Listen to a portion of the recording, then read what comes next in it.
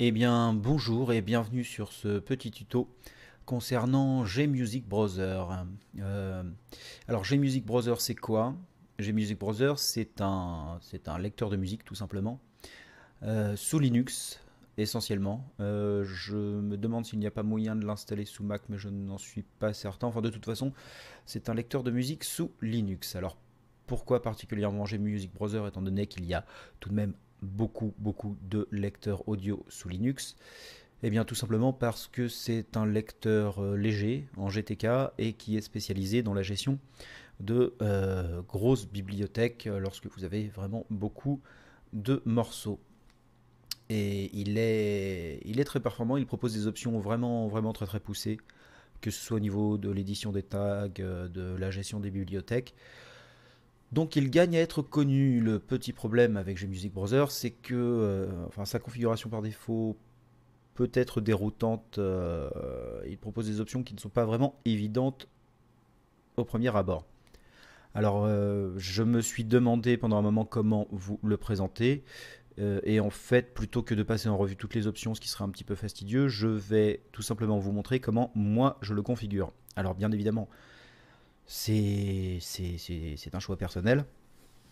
Et vous n'avez absolument pas à faire comme moi je fais. Hein. Il propose, vous pouvez vraiment le personnaliser comme vous le souhaitez. Il propose plusieurs options, plusieurs skins qui vont vraiment de l'usage le plus simple à l'usage le plus complexe. Mais disons que ça vous donnera une idée de la façon dont il fonctionne et de ce que l'on peut faire avec.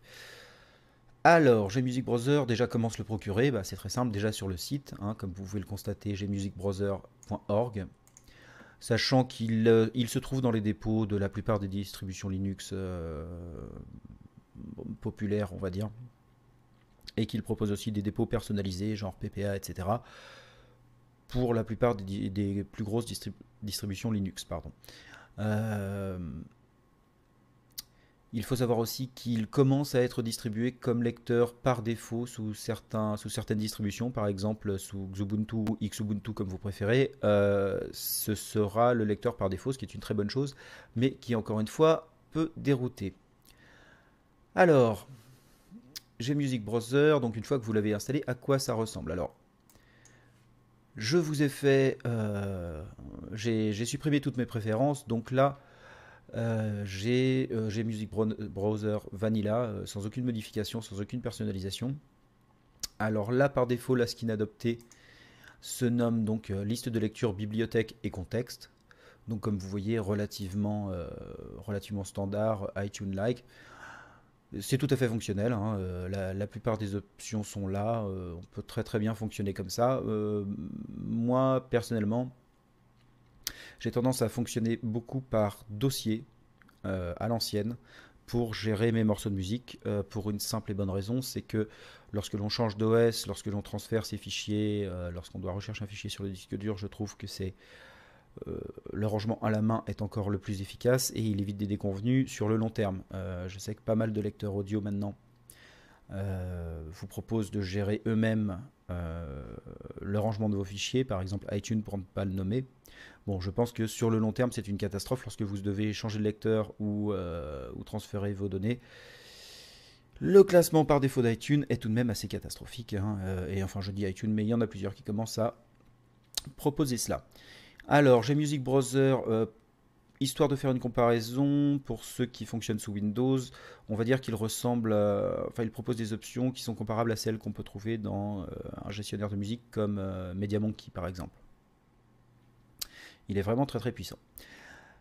Alors là, pour l'instant, la seule chose que j'ai faite, c'est tout simplement de lui indiquer le dossier dans lequel se trouve la musique sur ce disque dur-ci, histoire qu'il scanne la bibliothèque. Comme ça prend un certain temps, je vous ai épargné ça. Bon, pour ajouter un dossier, c'est tout simple, hein, ajouter un dossier, sachant que j'ai coché vérifier les chansons modifiées disparues au démarrage et chercher de nouvelles chansons au démarrage. Voilà. Histoire qu'il soit toujours à jour. Alors déjà,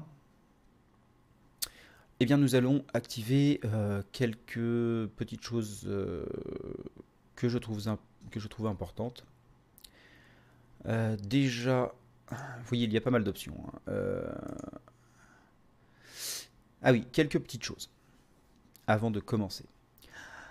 Gmusic Browser propose son propre système de playlist, mais pour des raisons évidentes de compatibilité, vous voudrez sans aucun doute pouvoir exporter vos sélections vers des playlists M3U standard. Alors, c'est tout à fait faisable. Donc, nous allons activer quelques plugins. Par exemple, pour l'export en playlist standard. Vous voyez, je coche export. Je vais exporter vers un fichier M3U. Le gros avantage, c'est que désormais, si je sélectionne voilà, plusieurs morceaux, vous voyez, je peux l'exporter vers une playlist standard. Sinon, il gère ses propres playlists qui sont très pratiques, mais qui ne sont pas compatibles avec d'autres lecteurs. Donc ça vous permettra de gérer vos playlists et de les exporter ensuite en format standard. Ensuite, nous allons activer un petit gadget de bureau, parce que c'est toujours très bien. Vous voyez, de base, voilà, il propose déjà une petite application très très pratique pour se matérialiser, pour proposer un lecteur directement dans la barre des tâches. Mais comme nous sommes gourmands et que nous sommes en 2015, c'est l'informatique, c'est le futur, nous allons activer le gadget de bureau. Alors il y en a plusieurs, moi personnellement je préfère le screenlet que nous allons ajouter. Et comme vous pouvez le voir, voilà, il propose un screenlet que je vais déplacer, que je vais mettre en bas à droite parce que c'est mieux. Bon, alors il est très pratique, hein, vous avez la couverture et bien évidemment les boutons pour changer, voilà, qui resteront sur tous vos bureaux, bien évidemment. Nous allons aussi activer info sur l'album et info sur l'artiste, parce que pourquoi pas. Et ma foi, pour l'instant, ça me semble bien. Je vais aussi changer le thème d'icône. Alors, vous pouvez récupérer des thèmes et des thèmes d'icônes, bien sûr, sur le site. Moi, je vais mettre Elementary parce que j'aime bien. Voilà. Et nous allons, bien entendu, rester dans la zone de notification au lieu de quitter, ce qui va me permettre de fermer la fenêtre et d'avoir toujours accès au lecteur en passant par la barre des tâches. Voilà. Voilà, donc je peux fermer comme un lecteur moderne, il disparaît et je peux le réactiver comme ceci. Voilà, on commence à être pas trop mal. Voilà, divers, nanana. Un petit détail au niveau des tags. Au niveau des tags, Gmusic Browser, comme je disais, vous propose une gestion très très avancée des tags, sachant qu'il peut aussi utiliser des tags spéciaux. Pour la notation de vos morceaux, typiquement. Pour replay gain. Enfin bref, pour un tas de petits outils spécifiques très très pratiques. Mais il faut savoir qu'il le garde, ces modifications, il les garde dans sa base de données. Il ne les écrit pas dans les fichiers audio tant que vous ne lui demandez pas. Donc je vais lui laisser ne pas écrire les tags. Et vous voyez, lorsque je voudrais inscrire les modifications de ces tags particuliers dans les fichiers eux-mêmes, je devrais faire ceci. Mettre à jour les tags, et là, il ira écrire les différentes choses. Voilà. Il me semble que j'oublie... Voilà. Important aussi, sauvegarde automatique, sauve les gardes et la configuration toutes les 15 minutes. Donc voilà, si vous faites des modifications, vous pouvez sauver maintenant. Sinon, il ne les conservera pas. Que ce soit les tags ou que ce soit les personnalisations de votre lecteur. Donc ça, vérifiez que c'est activé si vous êtes sûr de vous. Ça vous fera gagner beaucoup de temps. Voilà, là nous sommes bien. Et nous allons pouvoir commencer à personnaliser l'apparence elle-même. Alors, dans les apparences de base, vous voyez, il y en a déjà pas mal. On peut le faire ressembler à tous les lecteurs les plus connus sous Linux, hein, pour ceux qui ont leurs petites habitudes. Moi, j'en ai testé pas mal et celle qui me convient le mieux, voilà, se trouve dans Garage et se nomme Garage 5. Voilà. Alors Garage 5 est une très bonne base à mon sens. Enfin, personnellement, c'est celle que j'utilise en permanence. Le seul petit défaut, c'est que de base, vous voyez, au niveau de la barre de lecture, il n'y a pas d'indication du temps, ce qui est très embêtant. Enfin, à mon sens, sachant que bien évidemment, étant open source, j'ai modifié la skin moi-même pour qu'elle l'affiche. Bon, là j'utilise celle de base, donc vous ne le verrez pas, mais c'est tout à fait possible. Alors, Garage 5 est une très bonne disposition à mon goût. Par contre, il va falloir la personnaliser un petit peu. Donc vous voyez, là, c'est un fonctionnement par colonne assez classique. 3 colonnes pour sélectionner ces filtres. File d'attente, liste de lecture, contexte. Sachant que liste de lecture et file d'attente, c'est quelque chose d'assez spécifique à Gmusic Browser, qui est très très pratique, mais qui demande... enfin, on y reviendra, histoire que vous compreniez bien comment cela fonctionne. Mais déjà, je vais personnaliser l'apparence pour qu'elle me convienne mieux. Alors, comme je vous le disais, personnellement, je préfère fonctionner par dossier. Donc mon premier filtre, je veux qu'il m'affiche les dossiers à l'ancienne, les genres, tout ça, les artistes, les tags, tant que tout n'est pas tagué, de toute façon, c'est assez aléatoire. Donc ce que je vais faire, c'est que ici, je veux qu'il affiche les dossiers. Bien, vous voyez là où j'ai un petit onglet seul, et je peux en ajouter. Je peux ajouter beaucoup de choses. Et là, ce qui m'intéresserait, ce serait d'avoir les dossiers. Donc je vais faire un clic droit, et je vais ajouter un onglet, je vais ajouter l'onglet dossier. Et la magie, il m'indique le contenu du répertoire que je lui ai indiqué comme étant ma bibliothèque. Je vais même le mettre en premier parce que c'est ce qui m'intéresse le plus. Et vous voyez, à partir de là, je peux déjà sélectionner mes dossiers. Alors, sauvegarder, je vais le garder tout de même parce que ce sont des filtres que vous pouvez complètement personnaliser. Vous pouvez vraiment faire beaucoup de choses dans les filtres. Liste sauvegardée, donc ça, ce sont les playlists que vous pourrez sauver. Donc je rappelle qu'elles sont spécifiques à Gmusic Browser, vous ne pourrez pas les utiliser dans d'autres lecteurs. Il faudra d'abord les exporter en playlist standard, ce que nous avons activé tout à l'heure, comme vous l'avez vu. Alors je vais rester sur dossier. Ici, artiste. Ma foi, artiste, ça me paraît pas mal. Album, là c'est un doublon puisque je l'ai ici. Donc je vais plutôt mettre par exemple genre. Boum, voilà. Et je vais me rajouter, pareil, le filtre sauvegardé, histoire d'avoir... histoire éventuellement de pouvoir, voilà, les 50 dernières ajouter, les plus récentes, etc. Donc là, nous ne sommes pas trop mal. Ensuite, ici, là au niveau du tri, je vais plutôt... là, comme vous le voyez, c'est le nom de l'album, c'est trié par nom d'album, ce qui m'intéresse assez peu. Je vais le trier par artiste. Voilà, beaucoup mieux.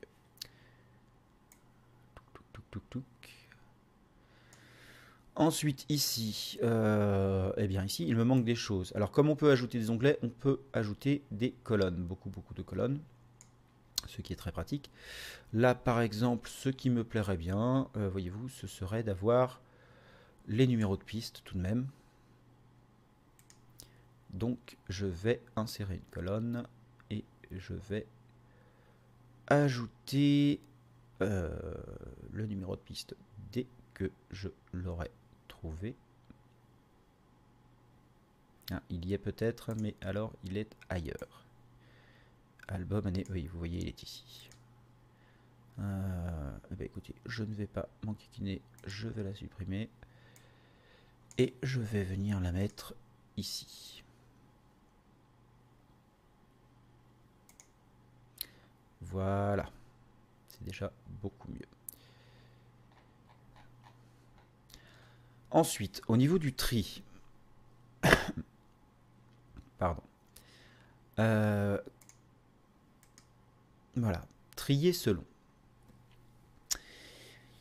Alors, ce qui m'intéresse, en fait, il faut bien comprendre que, évidemment, l'affichage de chacun des de chacun des blocs est complètement indépendant au niveau du tri. Ce qui va nous poser problème dans la liste de lecture, parce que la liste de lecture a la priorité, c'est-à-dire que si je peux tout à fait lancer un morceau ici, par exemple, faisons-le.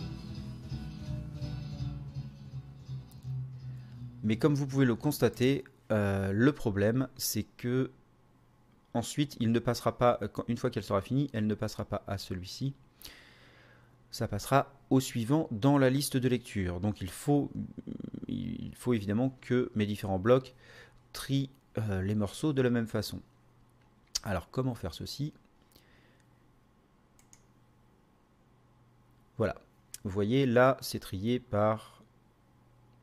Je vais personnaliser mon tri. Alors j'en ai plusieurs. Celui qui me conviendrait le mieux, là, bien sûr, serait par dossier, album, disque, piste. Mais vous voyez, il manque... J'aimerais bien que ce soit dossier, artiste, album, disque, piste, blablabla. Donc je vais faire comme ça. Je vais ajouter l'artiste que je vais mettre en deuxième avant l'album. Voilà.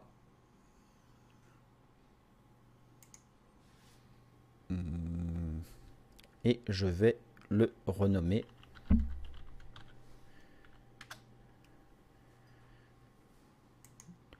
Check. Voilà. Voilà. Là, j'ai créé un nouveau classement. D'abord par dossier, ensuite par artiste, ensuite par album, ensuite par disque, ensuite par piste, nom de fichier. Ce ne serait pas vraiment obligatoire. Mais voilà. Maintenant, comme vous pouvez le voir, le classement ici correspond à peu près à ce classement-ci, ce qui va beaucoup me simplifier la vie et m'éviter de me perdre. Et d'ailleurs, ici, on va utiliser le même, ma foi. Voilà. Ça ne me paraît pas parfait. Il faudrait peut-être que j'enlève le nom de fichier. Enfin bon, peu importe.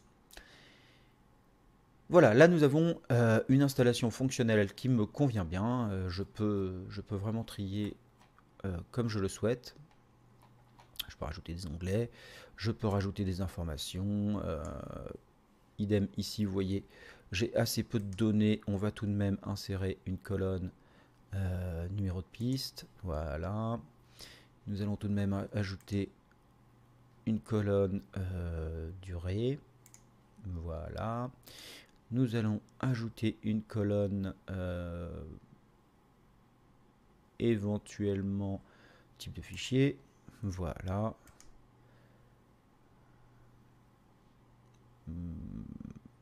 Ma foi, le débit, pourquoi pas. Et peut-être artiste album. Allez, artiste, disons.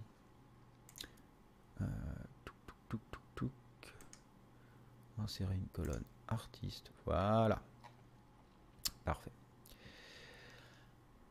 Donc vous voyez, on peut vraiment afficher à peu près toutes les informations que l'on souhaite. C'est très pratique.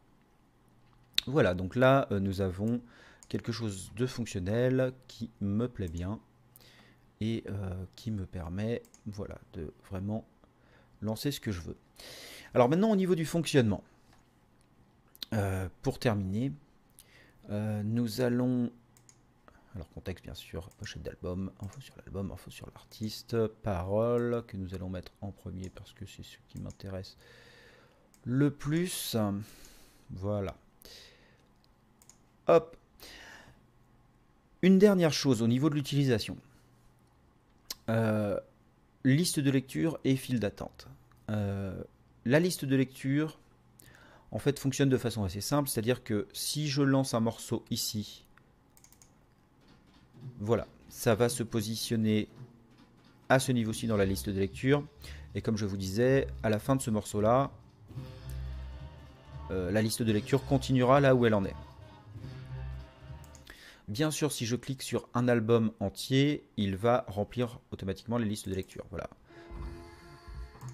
Hotline Miami, je n'ai plus que Hotline Miami dans la liste de lecture. Donc tout ça est assez traditionnel, c'est-à-dire que je peux lancer juste un morceau, je peux lancer tout un album. Bien entendu, je peux ajouter plusieurs albums à la liste de lecture, ensuite la trier aléatoirement, etc. Donc tout cela est particulièrement standard. Par contre, ce qu'il faut bien comprendre, c'est la différence entre la liste de lecture et la file d'attente. Il m'a fallu, comme je suis un peu bête, il m'a fallu un certain temps avant de comprendre quelle était la différence. Et en fait, c'est assez subtil, mais c'est extrêmement pratique. Vous voyez, si je clique 2 fois sur un album, il va remplir les listes de lecture. Mais par contre, si je fais un clic droit dessus, je peux l'ajouter à la file d'attente. Alors, qu'est-ce que ça va changer? Voilà une excellente question. Vous voyez, j'ajoute un album à la file d'attente et désormais, cet album est dans la file d'attente. Il faut savoir que la file d'attente, il y a 2 spécificités à la file d'attente.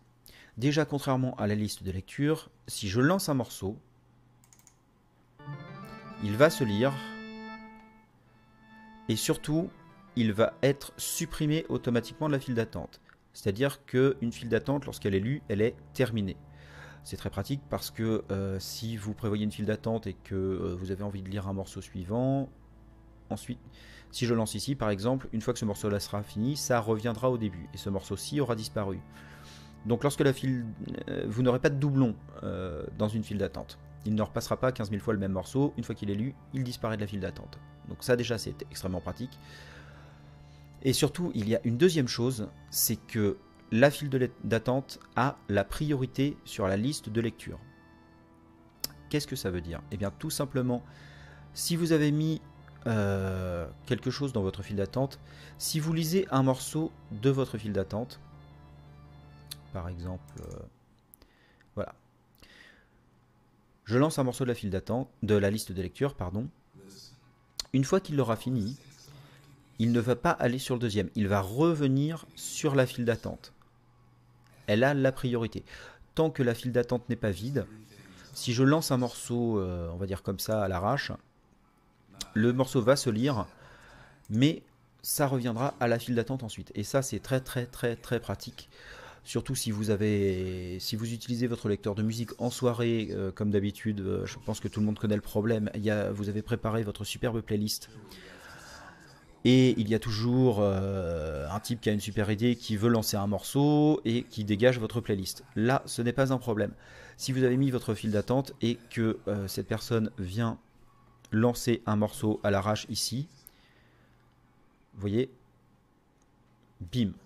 Une fois que le morceau qu'il aura lancé sera lu, ça va revenir à la file d'attente. À l'usage, c'est vraiment très très bien. Voilà, bah écoutez, c'est une rapide présentation. Bien sûr, il y a énormément d'autres fonctions très très pratiques, notamment au niveau de l'édition des tags.